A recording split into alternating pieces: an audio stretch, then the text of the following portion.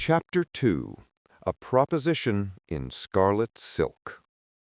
The garret felt smaller with Eleanor Vance in it. The chaos of Finch's life seemed to press in from the walls, suddenly exposed and shameful. He watched her, this composed young woman whose eyes held a weight far beyond her years, and felt the dusty gears of his own isolation grinding back to life. "The north wind," Finch repeated, the phrase tasting of prophecy and doom. He gestured vaguely at his barometer. "I've seen irregularities, pressure signatures inconsistent with natural phenomena. I postulated a large, high-altitude body, but—" He trailed off, the old embarrassment rising like bile. "They said I was measuring my own desperation." "Who is they?" Eleanor asked, her gaze sweeping over the intricate glasswork of his instrument. There was no pity in her look, only a sharp, analytical assessment. "The custodians of conventional wisdom," Finch snapped, his defensiveness a reflex. "The War Department, the remains of the Balloon Corps. Men who believe the sky is a simple, empty blue canvas. Men who are now, perhaps, dead because of their simplicity," she replied, her voice still calm. She unpinned her cloak, revealing a dress of deep, unadorned navy wool, as severe and practical as a naval uniform. It was a statement. This was not a social call. "Professor, my network is built on whispers, on gossip traded over tea and fittings. I can tell you which congressman is siphoning grain funds and which Southern belle is passing notes to a rebel cavalry captain. I can map the secret loyalties of this city. But I cannot decipher this." Her finger tapped the schematic of the Anna Aerostat's engine. "I need a mind that understands the impossible, yours." Finch turned away from her, from the terrifying allure of the drawings. To be needed again, to be believed. It was a more potent intoxicant than any brandy. "And what would you have me do, Miss Vance? Build a competing marvel? I have no workshop, no funds, no credit. I am a museum exhibit that has yet to be catalogued." "I have funds," she said simply, "and I have the only credit that matters in this city right now, the ear of a man who is desperate enough to listen. But he requires proof, not whispers, not theories, proof." Finch's mind was already racing, the scientist in him overpowering the cynic. The lifting agent, it's the key. It's not hydrogen, too volatile, too difficult to produce in quantity for the Confederacy, and not hot air. The Anna Aerostat is designed for stealth. A roaring fire would be a beacon. It must be a gas, lighter than air, readily available, and stable. He paced the short length of the room, his limp pronounced. Coal gas? Too heavy. Methane? Impractical. "There is more," Eleanor said. She reached into her portfolio again and withdrew a small object wrapped in a scrap of scarlet silk. She unwrapped it carefully, revealing a twisted fragment of metal about the size of a thumb. It was blackened and scarred, but its craftsmanship was exquisite. A tiny, precision-made valve of some kind. This was recovered from the ruins of the Patterson Ironworks depot outside Richmond, the one that exploded last month with no artillery barrage, no discernible cause. Finch took the fragment. It was surprisingly light. Aluminum? An extravagance. He carried it to his workbench under the strong light of his argand lamp. Using a set of fine probes, he examined it. There were traces of a substance inside the valve's mechanism, a flaky crystalline residue.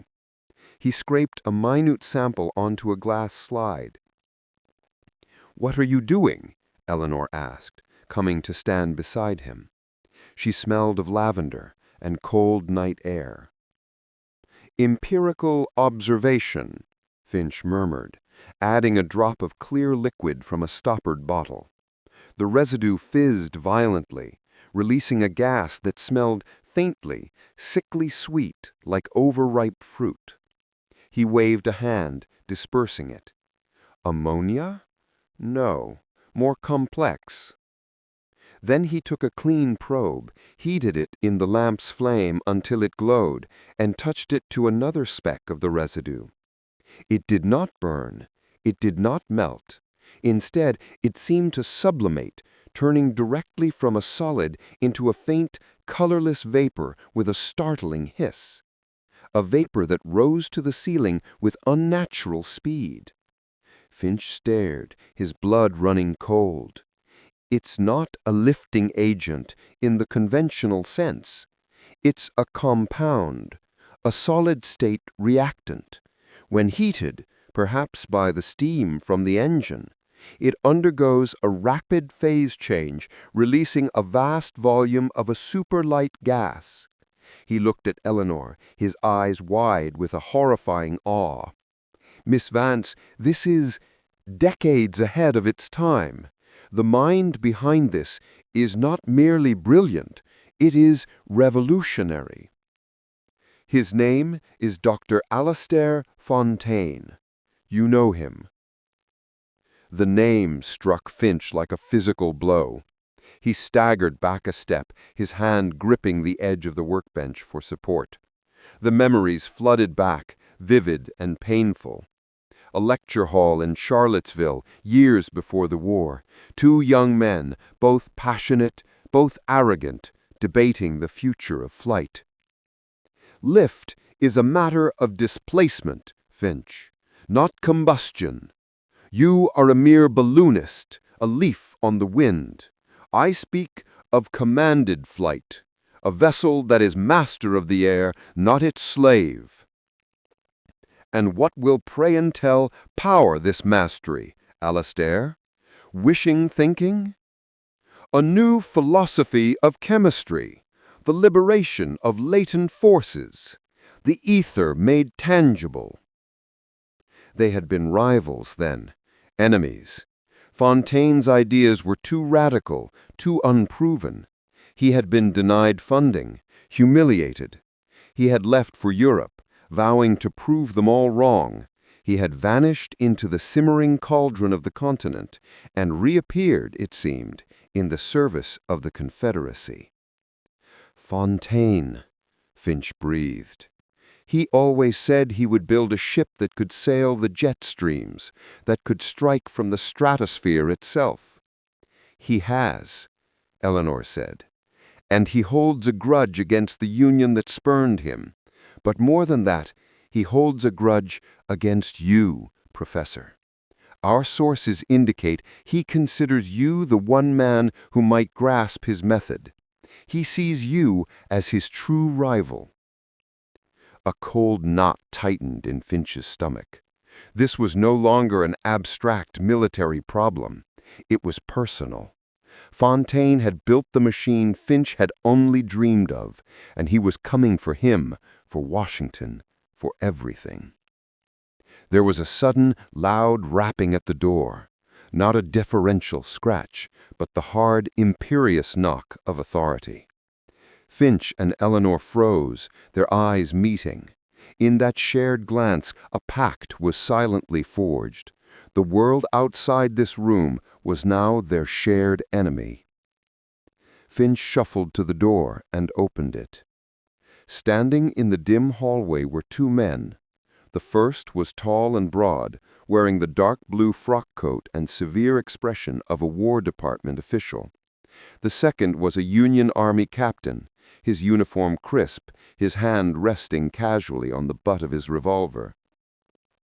"Professor Erasmus Finch," the official said, his voice devoid of warmth. "I am James Allsworth from the Department of War.